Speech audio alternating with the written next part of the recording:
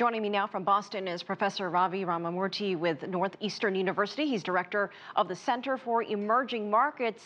First, I'd like to get your reaction to this multi-billion-dollar agriculture deal between Chinese and U.S. companies. This was announced in Iowa, the new U.S. ambassador's state. So what do you make of the timing of it, especially with that big summit next week?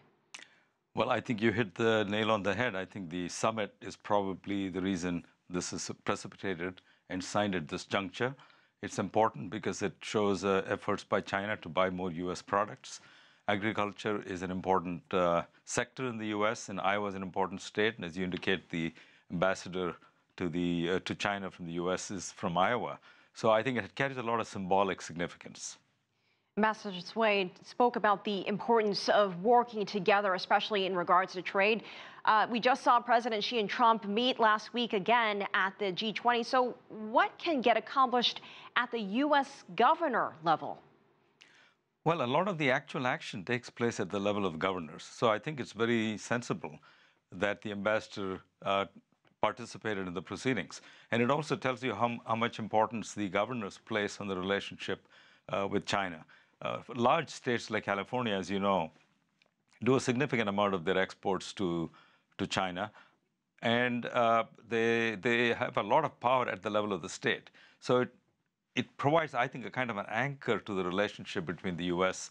and China, so that the relationship is not entirely dependent on events happening in Washington or in the White House. And that being said, it's not like these U.S. governors are going around the federal government by accomplishing their own deals with the Chinese government. Is that right? That's right. I mean, they have their own interests. They are looking to sell into the Chinese market. They are looking to attract Chinese foreign direct investment, which, as you know, is coming in larger amounts into the U.S. It's, I think, about $45, $50 billion last year. So that's money that they would like to bring into their own states. There are significant Chinese-American populations in some of these states, particularly on the two coasts in California and New York City. And Chinese-Americans have made important contributions to the technological development and startups and entrepreneurship in the U.S. So it's a multifaceted relationship. A lot of it happens at the level of the state.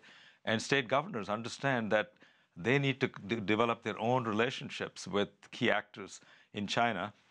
And it's very significant that when Governor Jerry Brown was in China, he had a one-hour meeting with President Xi. It's not very often that a governor would get a meeting with the president. Well, I want to ask you more about that meeting, because you touched on it throughout our interview, discussing the Paris Climate Agreement.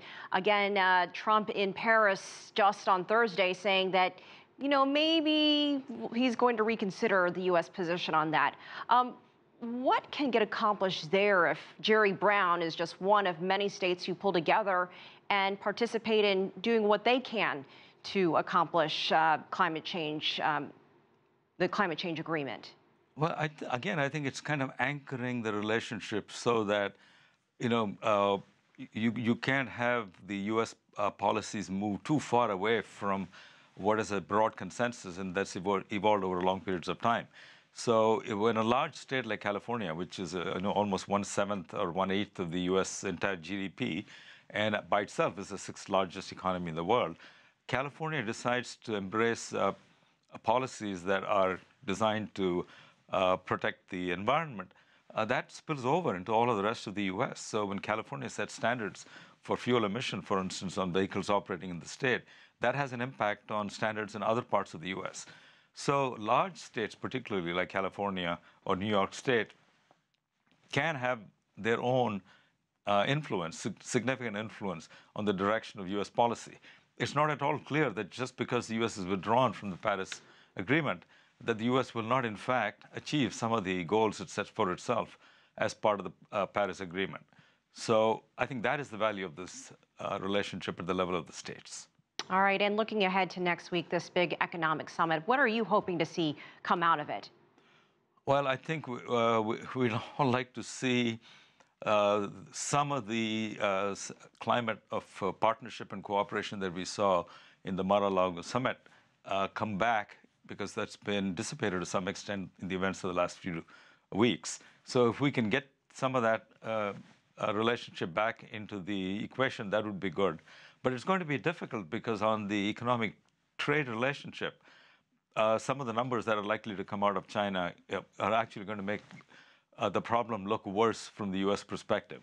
So that's why I think this announcement of the agricultural deal softens the blow from some of that negative news on how probably U.S. Deficit with China was actually going to have gone up rather than go down, which is what President Trump would have liked. All right, Ravi Ramamurti, thank you so much for joining us from Boston.